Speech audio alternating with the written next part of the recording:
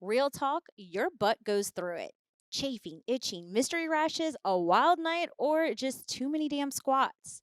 That's where anything but comes in. It's like chapstick for your butthole, loaded with all organic aloe, vitamin E, arnica, and virgin hemp seed oil. All the things that say, shh, it's okay, baby, I got you. So give your butt the same energy that you give your face. Heal, soothe, and whether it's hemorrhoids or any other kind of butthole drama, keep that peach happy. Go to anythingbrands.com and use code DEAREVERYONE for a little something off because your butt deserves a little love too. Welcome back, nerds and milfs and dilfs. It's your favorite host ever, me, Victoria Masters, aka V So Spicy, and I'm here for, I want to say this is like a hybrid episode. This is going to be Kiki because it's one of my good friends, but also her story. This is like a bit of an interview because her story is so real. She's such a real ass bitch. And anyway, all of that to say, I want to bring on my girl Holley, all the way from Northern California. Yeah, Is it shout out Northern? Eureka. Oh, period. Yes. Welcome. Thank you for being here. Thank you for having me. So, what's been your favorite part about Louisiana so far? The people, for sure. Like, everybody's so nice here. Like, where I live, everybody's nice, but just Louisiana has comforting people here. And I love it. So Holley came in with Jenna, and they came in with bags. You guys, like, I'm painting you a picture. They came in with bags of food, and I was like instantly knew when they started taking out snacks. I was like, you guys went to Moody's. Yes, we did. Shout out to Moody's. We love Moody's, not Yes, sponsored. not sponsored, but Moody's, you should sponsor us because we love you and you would love us back. Yes. Yeah. So, what do you think about gas station food in Louisiana? It's crazy. Like, we have corn dogs at the gas stations, and that's about it where I live. So it's crazy to see po' boys and like all the viral TikTok foods and stuff. I love it. And you came in like you had like everything from like boudin balls and red beans and rice. Yes, I love red beans and rice. I love Red it. beans are every Monday, so you could take that home with you. Every Oh. Monday, like that's what people in Louisiana do. It's Yeah. like Red Bean Monday. I love that. So I wanted to kind of tell everybody like really quickly, Mhm. kind of how we met, but also the fact that like we have so much in common. Like it was like a very instant kind of connection. You're very easy to love, so it's like it was kind of effortless. But like tell the humans how we met.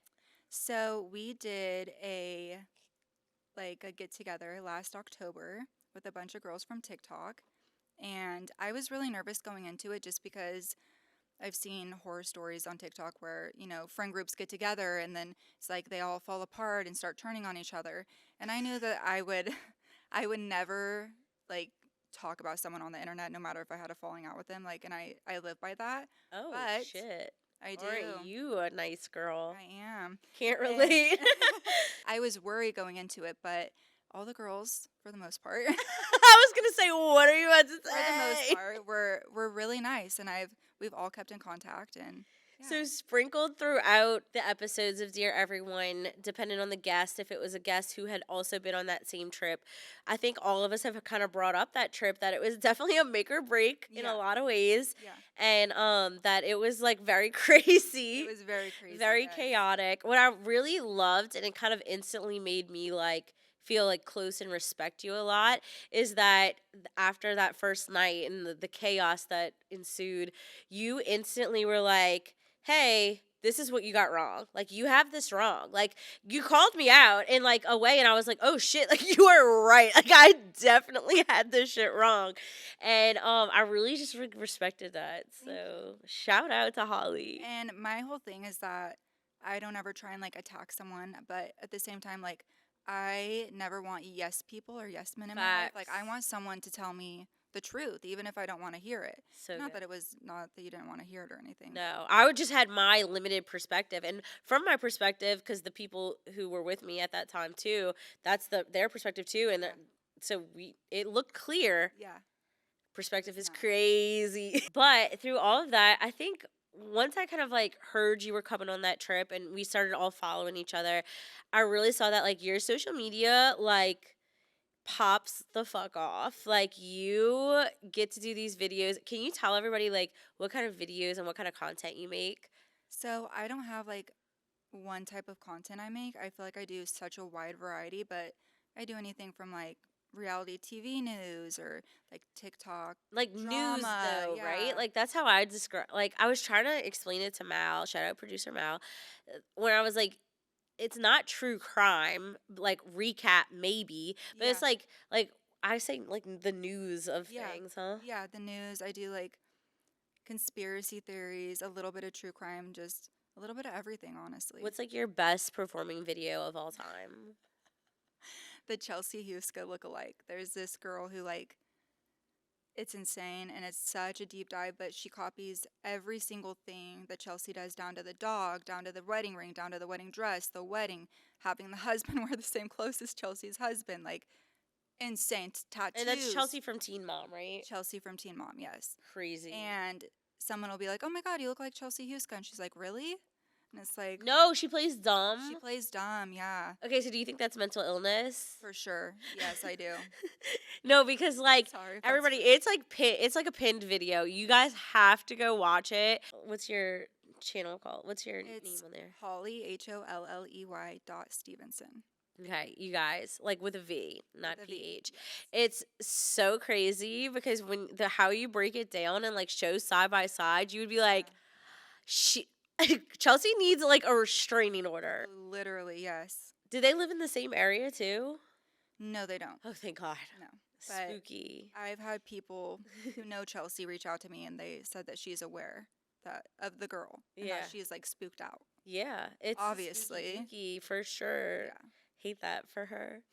No, that's so funny. But you do, I love when you do stuff like that because you have like a very news like way of doing it where you stay like very like cordial, very neutral for the most part until you say at the end or something you'll be like in my opinion or you know what I mean? Yeah. And it's so fun to like see it all. Like you do a great job at like Thank wrapping you. everything up. But one of the things that like really kind of touched me a lot when we first met was, and this was like very, very fresh at the time, was somebody you loved had just passed away. Can we talk about that? Yeah, my mom died back in July of 2024 from pancreatic cancer. And it was, We met in October. It was like really fresh. yeah. Yeah. Before we get into that, because I definitely want to like deep dive into grief because I Mhm. think, you know, I don't know if it's because you're so raw and real or if because it's just literally so raw to your life. Like it Yeah. wasn't that long ago, you know, it's a little over a year now. I think it'll like help a lot of people, but I did want to like not to shut that down, but I did want to tell everybody if I sound crazy, it's because I've been sick for a fucking month. I've literally been sick. I can't breathe right now. This is my first time working in an actual month. So shout out to everybody who kept listening to the podcast even when I was dying at home, not promoting it. So I appreciate y'all. Okay, back to back to death. Back to death. My mom, we didn't know she was sick. We didn't know she had cancer. She went to the ER. She was sent away for like 2 months. She was losing a lot of weight, but she was on Ozempic, so we just figured she was losing weight from taking Shit. Ozempic. She went to the hospital, and eventually they decided to do emergency surgery, and they found cancer everywhere. It started in her pancreas, and she almost died. She came out from life support. It was a lot. So I got a call from my dad. I was packing up to leave to go to New York with my daughter, and I kept texting him asking how her surgery went, and it was supposed to be like an hour, 2 hour surgery. 3 hours goes by, 4 hours goes by. And I'm like, oh, she must have like lost a lot of blood or something, like, or they must have found something else. And so he calls me and he's like, Mom's surgery didn't go good. And I already knew like something was bad and I just didn't know what. And he's like, she has cancer. And I'm like, okay, we can do chemo, we can do radiation, like we'll figure it out. And he's like, no, it's terminal. And I'm like, fuck, okay, like a couple years, like 2, 3 years, like he's like, no, you need to come here now. She's not going to make it through the night. Oh my God. And so I have my car packed already, and we just drive straight over to my parents' house about 4 hours away. And she was on life support, and it was just the hardest thing like I've ever had to see. Sorry. Oh, it's okay. It was really hard.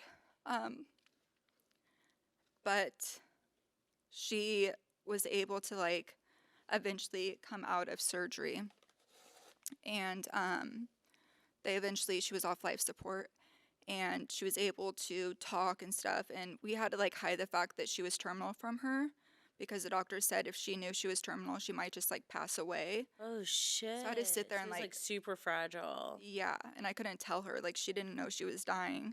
Um, they had a life flight her to a different hospital because she kept going septic from the surgery, and eventually she goes to the new hospital, and she has another 3 or 4 surgeries over the course of like a week or two. She lived about 4 weeks after we found out she had cancer, but Wow. I was still like so in shock because my mom was healthy. I talked to Right. her one day, and then the next day she was like barely alive.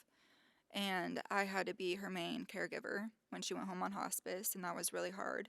I had to leave my kids and my husband and go over to my parents' house and reposition her every hour because she couldn't move, and give her morphine or all of her medicine every 2 hours. And it was hard. Yeah. It was really hard. I had to give her her last dose of morphine, and that just like kills me. And you said you had to like kind of keep it from her even when she got home, or like what was No, a turning point? the doctors ended up telling her about 2 weeks after her initial surgery, so 2 weeks before she passed away. They said that they wanted just my dad in the room because I had been there every day. As soon as I found out her surgery went bad, I didn't leave her side at all, like except for her to go to the hotel and sleep. So my dad said that she just like stared at the wall and she was just like in shock. And my brother's wife was about 7 or 8 months pregnant.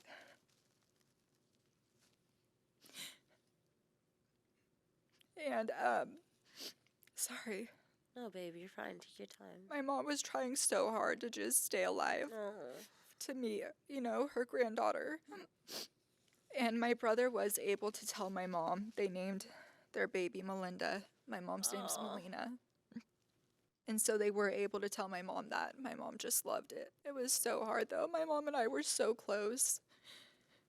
And she helped me like raise my daughter. I had my daughter when I was 16, and my mom was so supportive. She came to me and she told me all the options I had. She was really religious, but she told me if I wanted an abortion, that if I thought that was the best for me, she would support me through that. Or if I chose to keep the baby, that she would support me through that as well.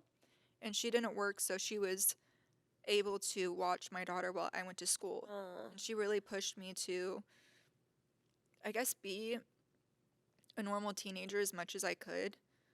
I was definitely made aware that obviously, like, I'm not raising this baby for you. Like, you have to be a mom. And in the same sense, she really pushed me to, like, do cheer my senior year and just hang out with my friends and be, like, a normal Right, to try teenager. to have like a semblance of normalcy. Yeah, but looking back, like, I could not have done it without my parents, Yeah. like, at all. Yeah. Yeah.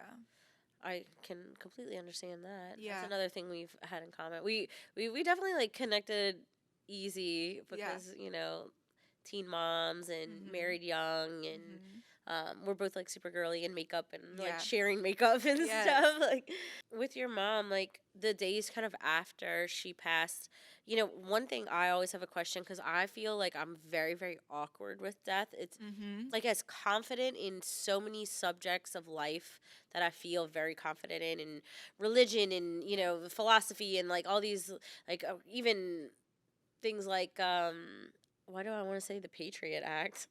What the fuck? This is a smart podcast. Anyway, I feel like I have like a strong voice in so many opinions that I have, but with death, I'm so awkward. Like I am so like I don't know how to deal with it. When my stepdad died, Yep. it was so I don't know if my ADHD like helps or harms me in it because out of sight, out of mind is like a big thing for me, but it prolongs my grief cycle. Like I will literally it'll be like like it's day one and it Yeah. had been 5 years, but Yeah. I'll pretend like I didn't even remember for like months and months at a Yeah. time. And then it's like crazy tough. What did you feel like you really needed from like friends, family, anybody the days after? Because I feel like a lot of people are always like confused on what to say or what to Yeah, do. and that used to be me. Like, I never wanted to say the wrong thing, so sometimes I wouldn't say anything at all. Mm, And going through this experience, I have learned firsthand that it's better to say anything, even if you do say the wrong thing, than to not say anything at all. That is one thing I've really taken away. Luckily, I have some really good friends that checked up on me throughout the process, and after my mom died, they still text me to this day. My mom's birthday was a couple days ago, mm. and two of my best friends texted me, and I didn't even know they remembered my mom's birthday, just checking on me, and that makes me feel good. But death is hard. I've been scared to die my entire life. It just freaks me out really bad. But ever since my mom died, I feel like I'm more at peace with it because at least I'll be with her when I die. Mm. So, That's so interesting. I never thought about it that way because I too am scared to die. And like, I know some people aren't. Like, they really are just like, everybody has to die anyway. And I'm like, yeah, but like, bro, you don't come back. Like, unless you do. I don't know. I always tell my husband, I'm like, I want to just live forever. Like, I never want to die. Yeah, like yes, but no. Like someday, like, you know what I mean? Sometimes I'm Yeah. like, oh, fuck Earth, ghetto. But then like other times I'm like, Beeb, where are we going? Yes. What's happening? I don't know. It's just so complicated because it's like I can't help but think that like when it comes to like reincarnation and things like that, there's times in my life now where I've felt a familiarity with someone Mhm. that I'm like, oh, I definitely have known this person in Yeah. a different life. But then also I'm like, well, what does that mean though? Yeah. Because then does it just like cycle? Because like, whoa, Yeah. like I need to remember. I'm tired. Yes. Yes. Like I'm tired of cycling. But it's hard. It's so Hard. spooky. It is. And like you said, I'll notice days, not days, but like time will pass where I almost forget about it for a little bit. And then it's like every time I used to get in my car, I would call my mom. So then I get in the car and for like a split second, I'll be like, I need to call my mom. And I'm like, oh, I can't do that. Yeah. And it's hard. So it's just a cycle. And it's like a continuous cycle. Every single day it's like that. Like something little will remind me of her. Yeah. And then I'm like back to square one all over again, I feel like. I posted a picture of my feet on my Instagram stories, and I thought I put it on private stories, but it wasn't. And instantly, it had like 10 hearts. And I was like, what is getting so much traction? It's my fucking feet. Somebody was like, for free? And I'm like, yep, Oh my you're welcome. God. So where do you think we go when we die?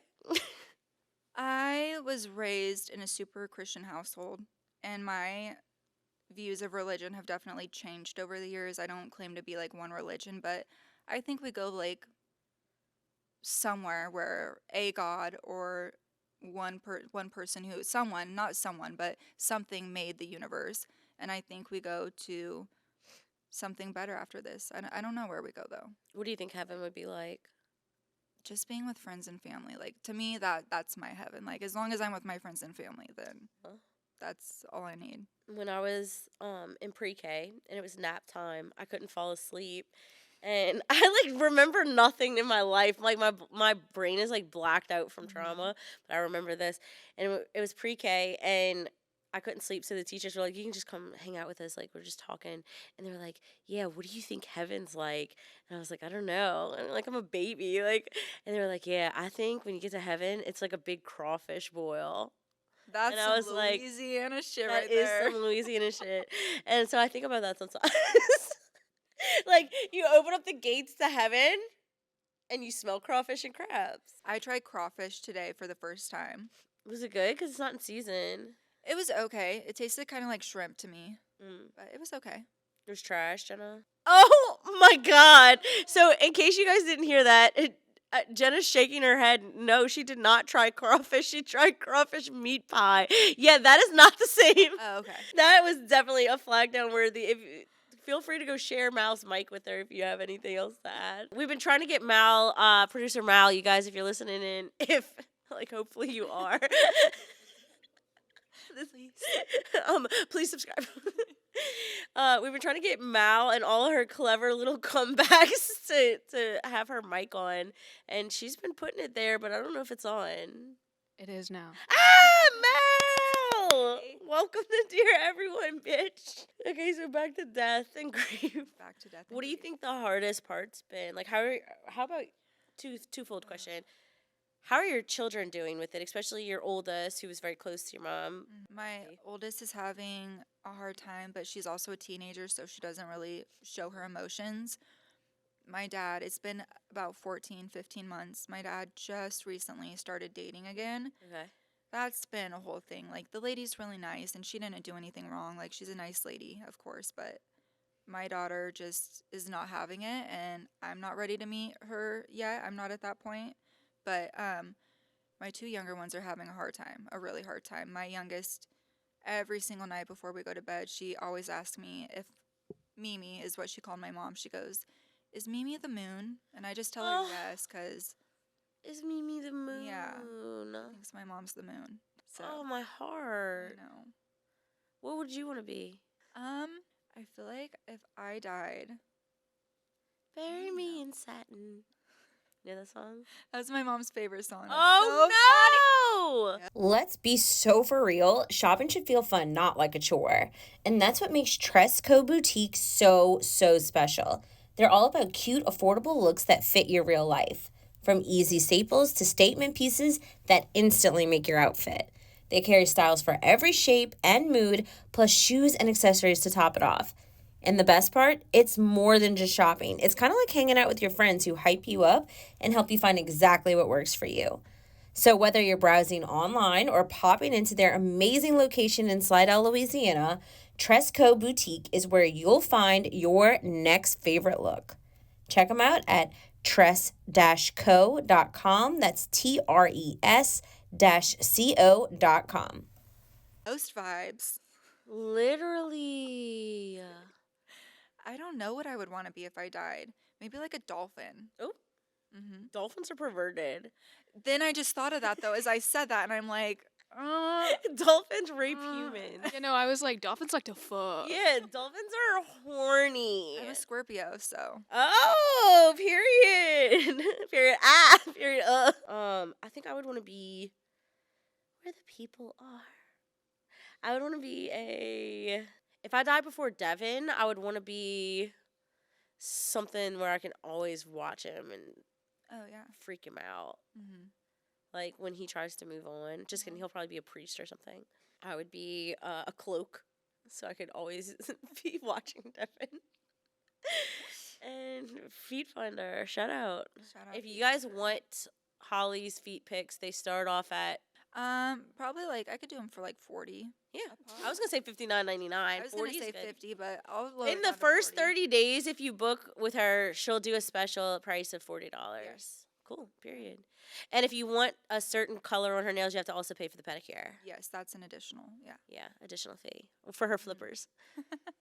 Perfect. So when I think of the word flippers, I think of when my son is an actor and he started when he was very, very young, and we would go to LA and he would get the fake teeth flippers. When he would like lose teeth, he'd have to put in fake teeth. Bro looked like Joel Osteen, bro. It was just like just cheesed up. Okay, so your journey with grief brought you to some crazy places, mentally, emotionally, physically though too, because you've been across the world. Yes. To Costa Rica? Mexico. Okay, can we talk about that? Yeah. So I went to a center called Beyond. Shout out Beyond. Shout out to Beyond. So I went to somewhere called Beyond about 3 years ago. When I was probably 18, I was prescribed narcotics, and that led to me just being physically dependent on them for about, 12 years.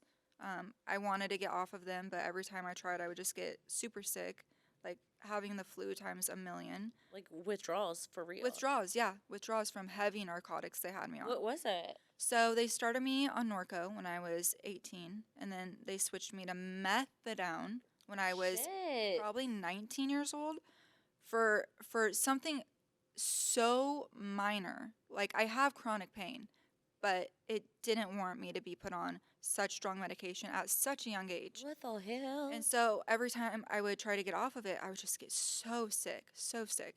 And so I was scrolling on TikTok and I found a girl. She was talking about Ibogaine. And I was interested because she was talking about how it cures people with addiction. Like, you don't experience any withdrawals, you don't have any cravings after. And not that I had cravings, but, or I didn't, I don't know. Sorry. You couldn't have cravings because you were just as a constant flow. Yeah. You weren't misusing your prescription. No. But you were dependent. I was definitely dependent on them. So I ended up flying to Mexico, Cancun. And for people who don't know what Ibogaine is, can you explain exactly? Yes. So Ibogaine is a psychedelic. It's Spooky. spooky. It was spooky. I'll have to tell you about my experience with it. Yes, tell us all. So I fly to Beyond. I get the Ibogaine. During it's called a flood dose. They give you like a bigger dose of Ibogaine to help you with the withdrawal symptoms. They have you on like, for me, it was morphine up until I received that Ibogaine so I wouldn't be sick. I experienced 0 withdrawal symptoms after. Wow. Absolutely 0. I was not sick at all. Besides sneezing, like I would sneeze a lot. Oh. Other than that, I was perfectly fine. But during my flood dose, where they give you the bigger dose of Ibogaine, this is when my mom was alive, mind you. I kept seeing my mom die over and over and over again. And then I saw my dad dying over and over and over again. And then I saw a family member like sitting like cross-legged, like sitting in the grass at his grave. And then I saw some other stuff too, like my dead grandpa. And then I saw like how I was treating people poorly, my kids, that I needed to talk kinder to my kids, that I was hurting them, affecting them, and it was going to affect the way that they turned out when they were older, like weird stuff. So I remember calling my mom. I have like chills. I remember calling my mom after and I was crying and I was like, I kept seeing you like die over and over again. And I didn't know what to make of it. And the counselor, they have counselors there. The counselor came in and was talking to me and she's like, you know, you were like angry at your parents for how they raised you and all this stuff. So maybe it's like how you perceive your parents, that image of them dying. Okay. And I was like, okay. And then my mom died and I was like, You're like, no, I was. that's weird. And then the family member I saw like at their grave, he overdosed and almost died. And I was the one that found him. Shit. Yes. Did you warn your dad?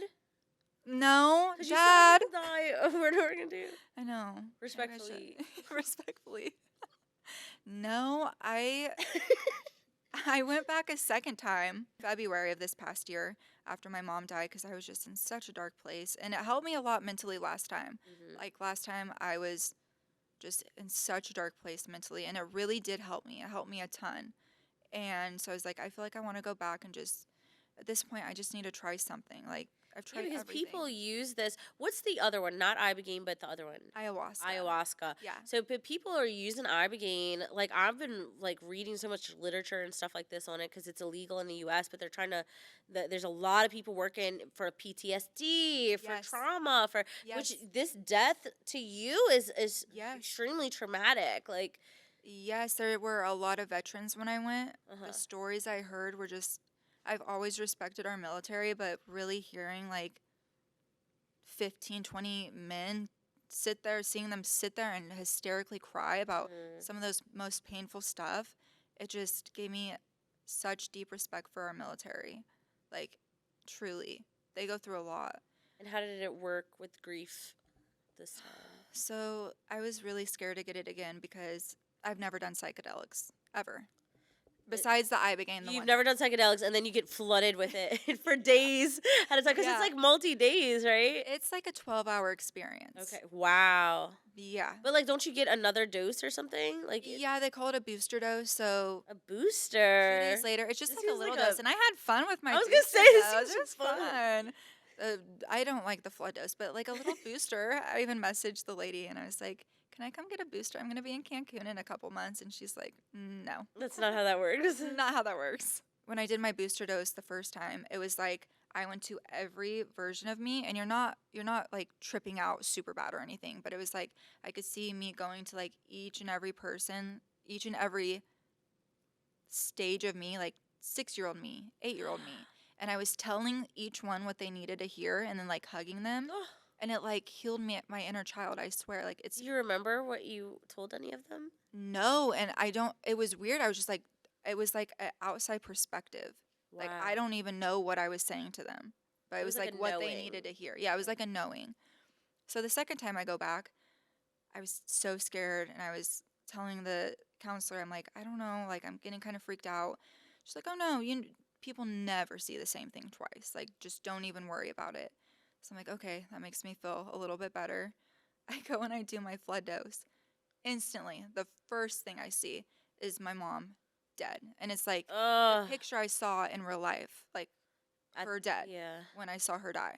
And it felt like 3, 4 hours of just staring at her. And then finally, I kept like taking off my blindfold because with Ibogaine, when you close your eyes, you're having this psychedelic experience. But when you open your eyes, you see everything completely normal. You know where you are at all times. It's very interesting. So Wow. anytime it gets too intense, you just take your blindfold off. I kept taking it That's off. actually that gives me like peace to want to do it It because kind of feels like you're drunk a little bit and it's kind of right, but shaky it's vision, still but real life. you know where you are. You are 100% out of that situation that's going on when you close your eyes.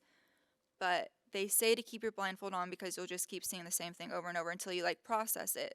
So I put my blindfold back on for the millionth time, and eventually it clicked with me like I have to sit here and like look at her because I haven't processed her death. Right. Like I've just been pushing it out. And so I had to sit there and like feel it, like truly feel her death. And it was the hardest thing ever. It was so hard. But it and then I saw like toxic relationships, like my husband and I fighting and friendships that don't serve me any purpose and all this stuff that I just cling to, trying to impress everybody else or make everybody else happy, but like I'm not making myself happy. Mm. And I'm such like a people pleaser. I really am. And like I have to set boundaries and stuff. So that's one thing I'm really trying to work on. And it's like this was easier for you to process these things when you get home from dealing with it. Yeah. So they offer a lot of support when you get home. You have counseling sessions. I go to weekly meetings. I try to go every week, where there's other people who have gone to Beyond. They sit and they talk about what they're going through in their life. Um, they ask questions and stuff, like a prompt. The counselor will ask a prompt, and we all share our answer. It's nice being able to connect with other people that have like gone through something very similar to Right. you, though. Yeah. Wow. What do you think was the most impactful part of doing that? I feel like the most impactful part would have to be you're just getting so much support. Everybody who works at Beyond truly loves their job. Like down to the chefs. The chefs will come out. Did you like your food? Oh, And everybody there has done Ibogaine, so they all kind of know what you're going through. Um, but they just the people there, the people who are coming in as patients, the staff, just being able to have that connection with people. I feel like. what do you think? What were your fears going in both times? I was so scared to do psychedelics because I'm a very controlling person. Hmm. I like to be in charge. I like to, the thought of a psychedelic just freaks me out. So I was definitely scared for that. I was scared to die, honestly. Ibogaine does something to your heart, so you have to be monitored at all times while you're receiving it. So you're Shit. hooked up to an EKG, you have an IV in, you're in a hospital bed, there's a nurse at the end of your bed. If you did it in an unsafe setting, it could be very dangerous. So you have to be really cautious. Shit. And a big part of me thought that Ibogaine wouldn't work for me. I thought that I would be sick after. I thought that it just wasn't going to do anything, but it did. So even now, you've never done psychedelics outside of Ibogaine now? I've done mushrooms once when I was like 19, so I can't say I'm a virgin Okay. to psychedelics, but Yeah, but you're definitely not a slut. no. Yeah. Do you think that it was a similar experience? I can't do like the thought goes for me. Like I have shrooms at my house. And I've tried to like microdose shrooms and like once I like they had them in like one pill, two pills, Yeah. 4 pills, and anything over that is like a real shroom experience. So I did 1 pill, felt nothing. I was like, I'm happy with this. Tried 2, and I went on a walk, and the trees were greener than I've ever seen trees be. And I said, absolutely not, bring me back. I've never seen this color before. This is not a real shade of green. I'm uncomfortable. And then I just like laid on the floor until I felt better, like felt Yeah. normal again, but it freaked me out so bad. So when I did shrooms, I did way too much, and I was starting to freak out. But then once I went outside, I was completely fine. But I could easily see how you could go into like a bad trip. Yeah. Like I could see how someone could get in that headspace really quickly. But they're two completely different things. Like Ibogaine is more introspective. It kind of like, at least for me, like I just felt like I was a piece of shit and like saw all these things I needed to change within myself. And like I don't know, shrooms was just like kind of fun and like saw weird stuff. Yeah. That's like a visual thing. Yeah. Do you feel like you would be more interested in something like that? Not me trying to get you to Yes. do shrooms tonight. I know, peer pressure over here. No, I would do psychedelics in the future for sure. I don't feel like it's something that I want to do anytime soon. I was asked to go to an ayahuasca retreat. And I'm just not ready for that yet. I feel like I'm more scared to do that than I was to do Ibogaine. Well, you were in a very controlled environment Yes. at Beyond, Yes. which feels like comforting to me. It would, you know. And with ayahuasca, you're with like 50 other people and you're puking, and it's a lot. And I'm not ready for that. I don't know if I'll ever be ready for that, but I'm down to do a little shrooms. Yeah. I'm so interested. I've been trying to get like a shaman or somebody to come talk about ayahuasca on the show forever, but it's like apparently nobody wants to talk about it. Are you gonna do it? Oh no, that's advanced. Like Okay. I was scared from microdosing. I'm like back in the day, in my old days, like I was more of like a ecstasy, MDMA girly. Yeah. Like I like that vibe. Yeah, I've never done that. Shout out. I don't know if we're allowed to say this on this. My sponsors are like, the fuck? Last thing about Ibogaine though, like if someone's listening to this and they're like, I want to explore addiction. I want to explore. Well, speaking of addiction, it's not just for like drug addiction, right? Absolutely not. Sex addiction, gambling addiction, PTSD, depression, anxiety, you name it. Wow, you just like You name read it. me to filth. You said all the things. If anybody is interested in learning more about Ibogaine, my messages are always open. I get messages from videos I made 3 years ago, and I answer every single one of them. I don't Wow. get paid to send people to Beyond. That's the facility I went to, and I had a great experience. So Right. that's where I like to send people. I love it, and it feels so safe there to me. Mhm. Like just from Yes. hearing you talk about it, because we've talked about it a few Absolutely. times. If someone was listening right now and they feel that kind of like nudge to it, and maybe they'll reach out to you or whatever, what's like a good starting point? Like where would you send them? Just to their website or? Yeah, Beyond has a website. If you Google Beyond Cancun, it should pop right up. Okay, let's go to rapid fire. This is where you pretend like the house is on fire and you have 1 second to answer. But I actually want to give you like medium fire. I'm a little slow. Favorite teen mom, like on Teen Mom, the show. I'm going to have to go with Chelsea. Okay, and why? I feel like she is the one that has her shit together. She kind of like stays out of the spotlight. Can we talk about my not favorite teen mom? Yeah, that was my next question. Jenelle. Okay, tell me why. Oh, I know you're mad because she was just talking about Lil Wayne. So Holly is a Lil Wayne lover. I'm obsessed. You were beefing with her on Facebook. Please just You were like, beefing pull with it her up. You have recently? the screenshots. with Yeah. it. Shut up. I posted a video because she was blacked out drunk and she's like, oh, delete this when I'm sober. And I'm like, she clearly didn't mean to upload it. That's And so I funny. made a video about it because she told her son Jace recently, like texted him like, fuck you, like all kinds of weird stuff. And I'm like, he ran away from the house. Now Jace is living with the grandma again. She's in the news every other week, literally every other week. Let me find these screenshots really quick So I made a video, I think. Oh no, someone tagged Jenelle and the Chelsea Huska lookalike video I made. Uh-huh. And she's like, oh, I've already seen this before. I'm like, Janelle's seen me, but you have me blocked, bitch. Oh, So how'd you see it? So anyways, not you starting beef with teen mom, Jenelle. Jenelle. so somebody tagged her in my Chelsea Huska lookalike video, and she responded, I saw this on TikTok. And I don't know why. I just felt like being a bitch that day because I post videos sometimes about Jenelle when she's in the news, Yeah. which is like every week. And I was like, oh my God, hey girl, remember when you pulled a gun out in front of your child because you had road rage and then gaslit him and called him a liar? And when you defended your husband murdering your dog or choking out your kid because her husband had choked out Jace and she took her husband's side. No, fuck that. And recently there were text messages leaked by Jace that Jenelle was defending David and said some weird shit. And so that's why I brought that up. And then I brought up or physically harming Kaiser because David was known for abusing Kaiser Damn. by CPS. And then exploited Jace's mental illness because you can't control him. Bad moms are not welcome in this comment section. Oh, I was just going for it that day. I don't know. And she said, bringing up stuff that happened 10 years ago because you don't have anything on me now. Ha ha ha, block me.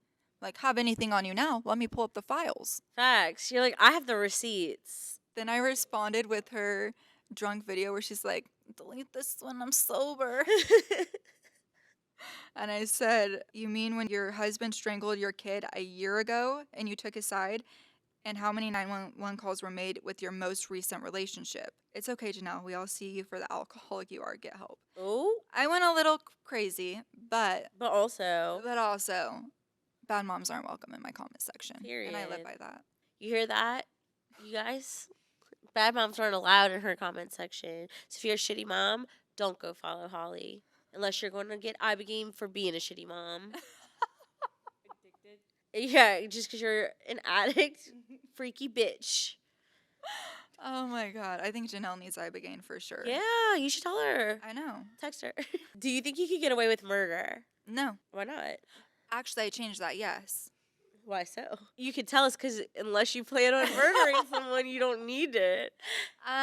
There's ways. I feel like there's ways around it. Like if someone's an addict and you couldn't stand them and they Oh, so- accidentally do a little too much. Wait, that's a drugs really or- good idea. Like, prey on whatever their worst qualities are Yeah. to their death. Yes. 100%. For sure. How do you feel about is David the singer guilty? Yes. Like, obviously. obviously. Yeah, I've been like watching for an update. Like, why haven't the cops arrested him? Blows my mind. Like, why is he not in jail? Especially because it's in a Tesla. Like, everything is logged for a Tesla. Yes, everything. Like, the fuck? You have a Tesla, right? Yes, Yeah, so yes. you know, like, it's like literally everything. Everything. Makes no sense. What's your Halloween costume? Halloween's my birthday. Yes, I haven't. I'm not sure yet. She's like, I'm really not sure about this podcast. Actually. When I was like 15, I was a cop, a naughty cop. It was a really That's hot why your ass got costume. knocked up. I got pregnant a week after that, so Ah! you saw that costume on MySpace. Not on MySpace. That's It's how we met. crazy. That is so funny. How's he? He's good. He's a good dad. We co-parent pretty good, so I Awesome. can't complain. Awesome. You have 3 kids. Yeah, 3. My youngest All girls. or my oldest, all girls. I have 3 girls. Wow. My oldest was obviously when I got pregnant in high school, and then my other 2 are with my husband, Shout out. What's his Yeah. name? Trent. Shout out to Trent. Shout out Trent. He's listening to this like, that's my baby. That's my girl. If you could look into the camera Okay. and deliver a message starting with Dear Everyone that you think the people, the humans, need to hear. Dear everyone, do not take life for granted. That's one thing I've learned because you're never promised tomorrow, and it's so cheesy but so true. Period. If you like this episode and you like Holley, follow her. Make sure to rate this episode 5 stars or that's your ass. And hope to see you guys at our live event. We are about 50% sold out of tickets. Also, we are now posting full episodes without ads on our Patreon. And it's also where you can talk to me and Mal about anything you want. anything. We also have a crazy clip from this episode that's in there. Shit gets freaky. And that's it. Dear everyone, bitches. If you loved this, you're really going to love the stuff that we didn't air. Uncut convos, spicy extras, my thoughts after the mic drops, all waiting for you over on our Patreon at patreon.com/VSoSpicy. It's where the secrets live. See you inside.